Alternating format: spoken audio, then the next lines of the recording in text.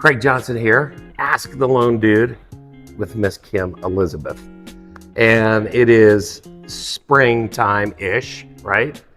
Here we are in May of 2024. And the market, what would you, in like one word, describe, just one word, describe the market at this time for buyers and sellers? I would say it's definitely picking up big time. That's not one word. I don't know how to say it. No. Oh, picking up. So what are you hearing?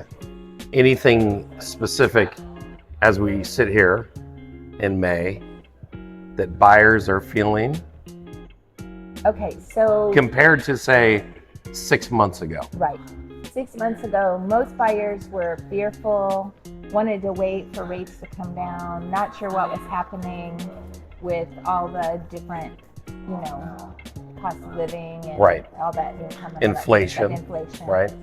And now buyers are deciding this is the norm for us. Yep. And we're gonna just need to live life. It's kind of like bear down and handle what the deck of cards that have been dealt. Yes. Right, type of thing. You have to pivot like we do. Yep. We pivot when the market changes, right? Right. And they have all to the time. Adjust what their expectations are so that they can go ahead and do the things they need to do. Well, I think the biggest thing is you may have used the word, but it's something that kind of just vibes with me is the idea of fear, right? Because when we're all fearful of whatever it is that we've got in our walk of life, the most common thing we all do is stop. I mean, because if I stop, then nothing conceivably can hurt me. If you stop, you can take in your surroundings. You can, absolutely. If you see something going on the highway, I take my foot off the gas unless I need to go out of the way. That's usually a good idea. But because I want to see what's going on, where's it going to move to, Right, absolutely. I think that's critical for sure. So I agree. I think to your point, people are spot on now and more comfortable with where, I'm not saying they like it, right? They don't like it, but they're understanding now that this might be the new norm, if you will, compared to a 3% interest rate, which was not normal at all. And unfortunately, that created some false reality that really has played out, in a way that has not necessarily helped home buyers or home sellers for that, yeah, for sure. But I still think, we are still having the effect of seller side, and tell me what you think, with people that still have a 3% interest rate. Yep. Right.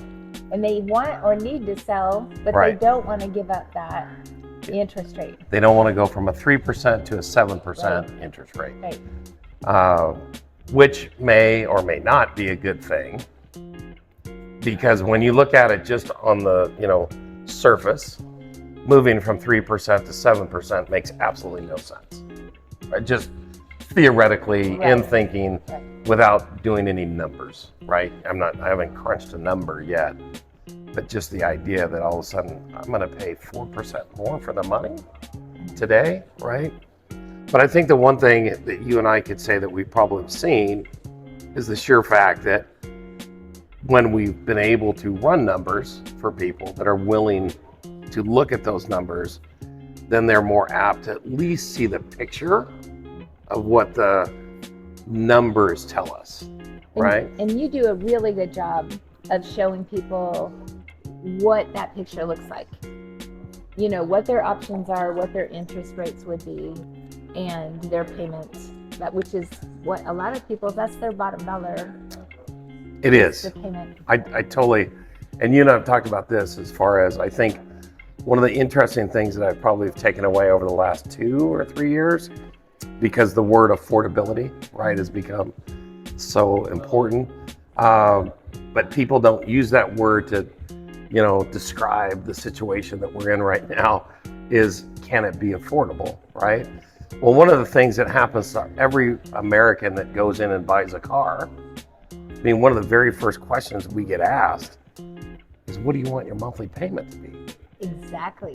I mean, so if we do that in the car world, and I appreciate sometimes, the car situation's a little unique, Yeah. just like us doing and buying, selling real estate. But when you have the right people on your team, whether it's buying a car or buying a house, then you're going to get the right numbers that are specific to your needs to make sure that you can make a educated decision. Wow, and I think this is important for everybody to acknowledge, it is absolutely emotional, right? Buying and selling. Huge.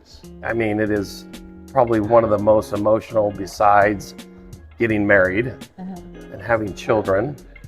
And, those things are very, very emotional, as they should be. So acknowledging that, understanding that, and giving people that freedom to emotionally be connected to the process, and then backing that up with an education of numbers that logically present themselves.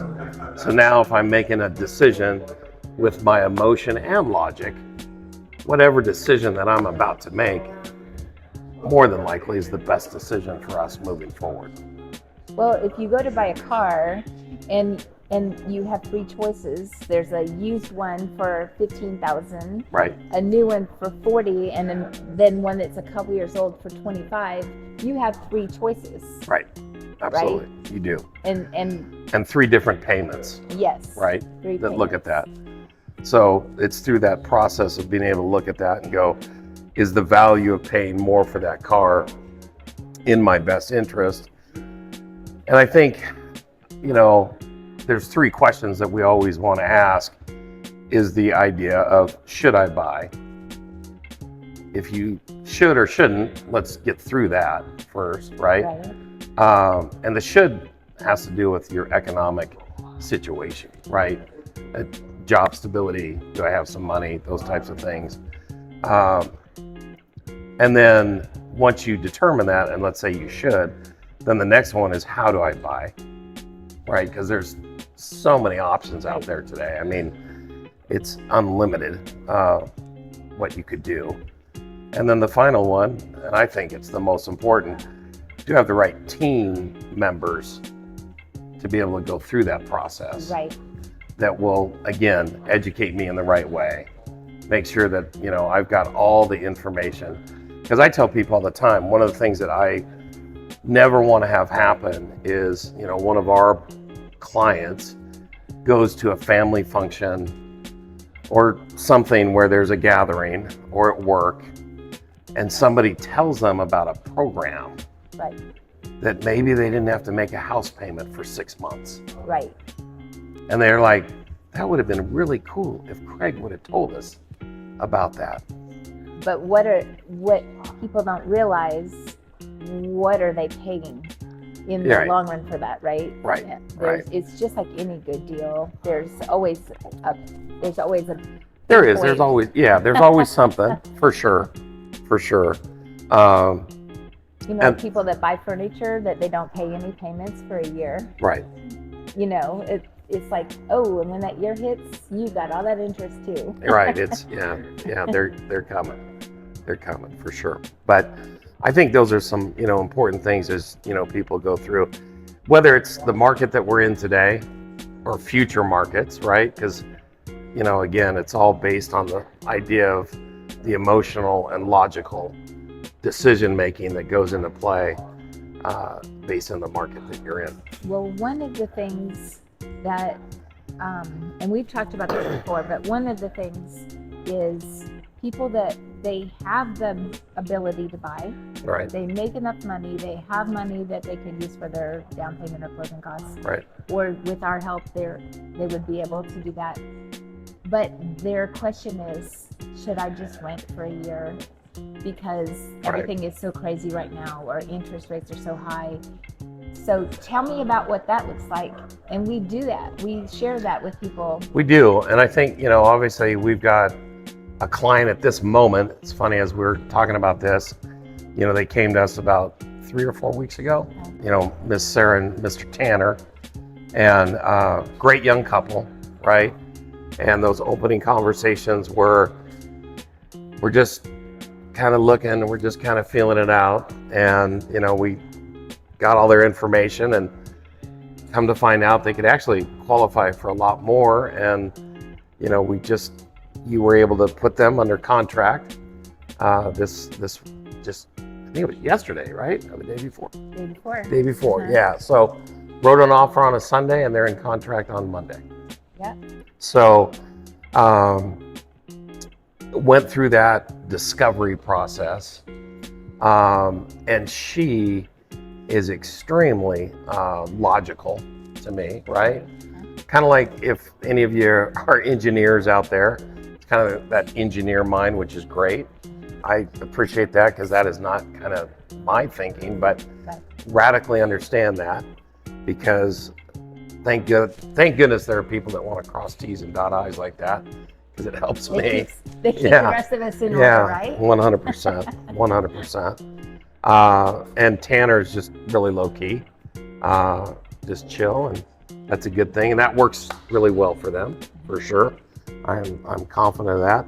But through that process, we've been able to take somebody who literally thought that they wouldn't be buying until, was it October, right? October. November, yeah.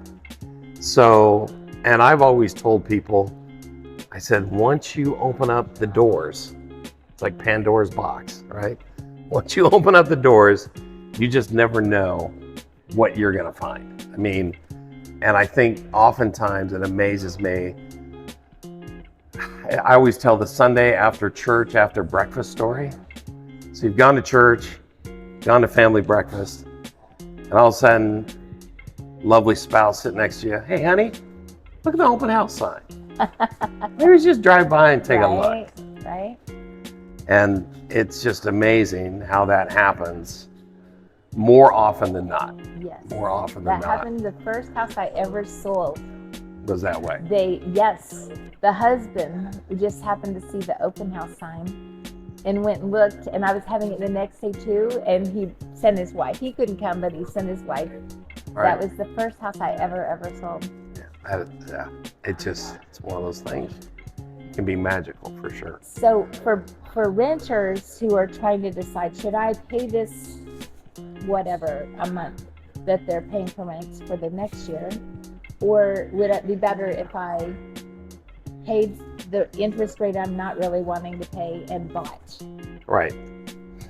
Well, something that came to mind, this was a while ago, when people make a rent payment, they're paying into someone else's principal, right? They're paying somebody. Mortgage. Yeah, they're making their house payment, so they're paying and reducing the debt for the owner of that rental, which is all well and good. I mean, we all have rented in our lives, for sure.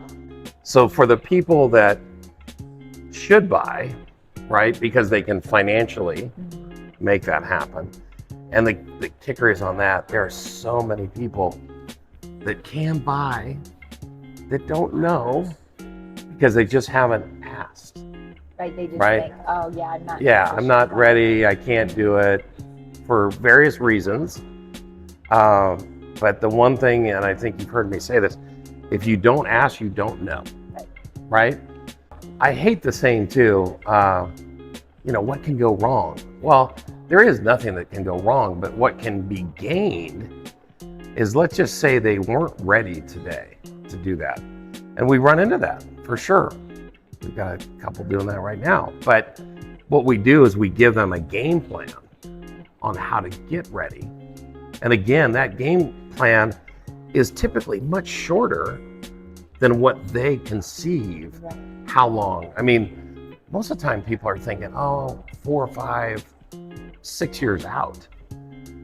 We put something together and it can be 6 to 12 months. Right. Yeah, people Right? tell me all the time, I think we're going to be ready to buy in maybe a year or 2 years. And I tell them, this is the time you need to work with me so I can help you make sure you're ready. And Frank, we can make sure you have all your ducks in a row. Yeah. And then you'll feel comfortable about your ability to do this without a lot of extra stress. Well, I think the biggest thing that I see when we get into a situation where maybe somebody isn't ready to buy is probably their credit. I mean, that can be the quote unquote sore thumb, in the equation. And the sooner that we can look at that, and, only by God's grace, I've been doing this for ever. And we're able to coach them then on what they need to do to improve their credit. And, how many clients that we've been blessed to help improve their credit score, again, within maybe even 3, 6, 9, 12 months out, depending on what it is, and make them now eligible because we raised their credit score. Because I think oftentimes they have the income, so they can cover the debt and they can make that happen. Maybe they're lacking a little bit on down payment, but between, possible gifts, and so gifts being from mom, dad, grandma, grandpa, aunt, uncle, brother, sister, cousin, somebody could gift them some money, or there are some incredible down payment assistance programs, right? Here in the state, unbelievable, to the point that you only need a 620 FICO score, which is just amazing to me. And they will give you up to 5% of the purchase price for down payment / closing costs. Because on a lot of programs, especially in the first time homebuyer world, you're only going to need 3 to 3.5% for a down payment. Sometimes it can be 0, depending on if we're doing what's called a USDA loan, right? And then whatever we haven't used for down payment, we can offset that into closing costs. And if we're really good, which we are very good, we might even get the seller to pay some of that difference for those closing costs. And how many times have we had a borrower at the end of the transaction come back and receive a check for $1,500? So they've gotten a part of their earnest money back. So again, there's all kinds of different ways to make that happen. And it's just a matter of having really simple conversation. I know the complexity of this, can be overwhelming. There's no doubt. I use the analogy, this is like putting a puzzle together. Yep. A lot of puzzle pieces, right? And we want to make sure we get all the puzzle pieces so that we can put the puzzle together. Because there's nothing more frustrating getting to the end of a puzzle. Where is the last puzzle piece? So we make sure we do those things. And I think the biggest thing is to make sure people feel confident as they walk through that process. And, we'll always, listen and understand someone's wants and needs way before ours. Wants right? and needs and fears. Yeah. Because like you said, it's emotional. So it is. A lot of times those fears, they surface. They do. And then that's another obstacle to get through.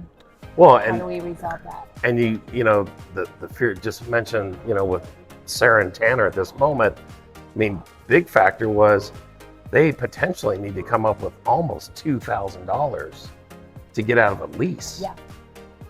And, that was the first thing I think for sure I heard was we don't really want to do this until October, November, because we really don't want to write an additional check for $2,000 to get out of that.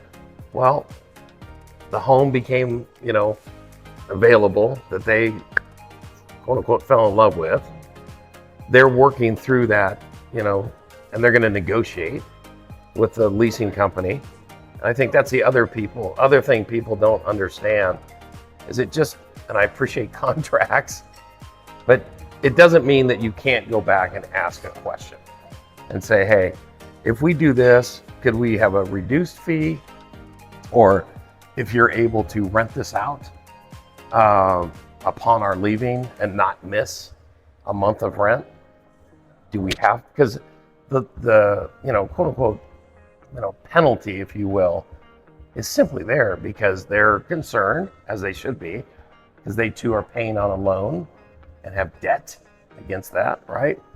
But they want to make sure that they've got some income coming in to cover that while they're trying to rent it. That's where that all sits. So if we can help them solve that, then maybe they don't have to pay it, or they pay a portion of it. So we'll see how that goes. But yeah, I think that that's real critical to, like you said, emotionally, and then, logically, have all that come together. So people are like, okay, let's make the decision. And whatever this decision that is, we're going to respect the decision, because I know you and I have done our very best to give them the best information, right? So then they can go, okay, we've got the right people on the team giving us the best information, so we can move forward in the direction that will meet and exceed our needs. Yeah. Right? So. And we've had more than one client. We have one that hasn't bought yet but will. But we've had more than one client that they were months or years out from buying. Yes. And we are there for them to help them as they have life changes and get ready, and yes, and then we celebrate with them when they do buy, and that is very rewarding. Very rewarding. Absolutely. I think the longer that I've been in this business, it's even more rewarding today than it was 27 years ago when I started doing it, right? I mean, plus being a little bit older, for sure. And also having kids, as I know your kids are kind of in that age bucket of that first-time home buyer that we get to dance with. So, it becomes even a little more personal to us, because we know, when our kids get treated well by people that, we can't be everything, know everything, right, to them. And they need to go lean in on people to trust their guidance. And that always has sat with me. I believe in karma.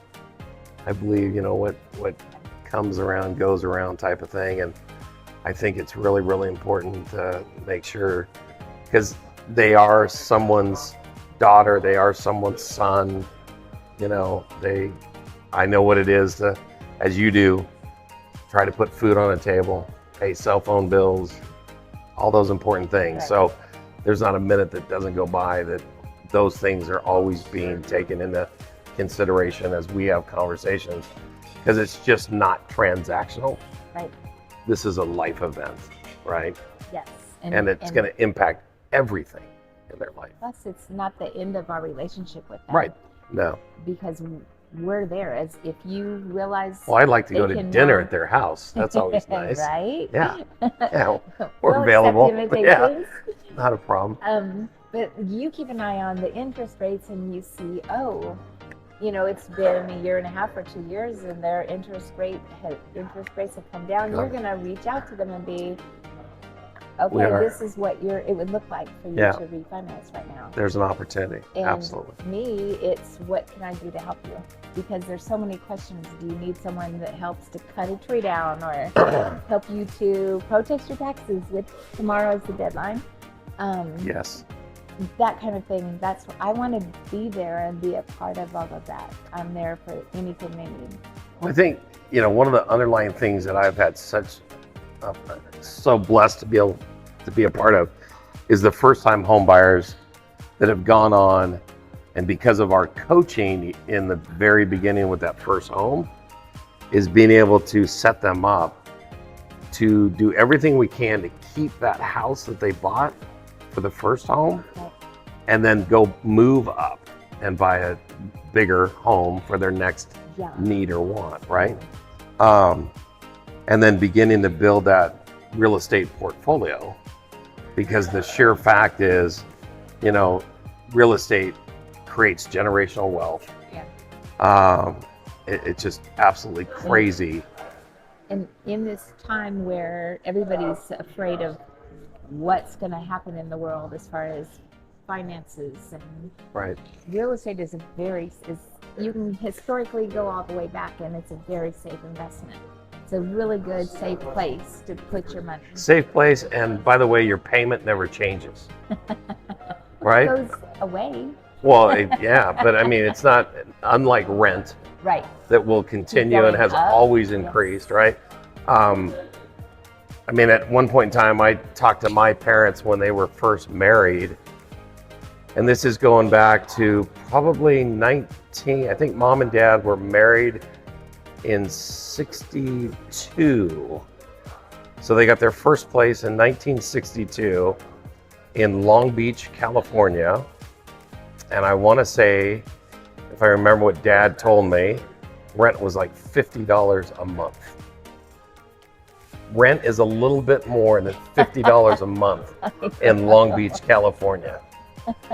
Now here in Texas, I appreciate, and that's one of the reasons why we came here. We are much more affordable than California. I know it's expensive to many that have lived here for a long time, and I, understand that.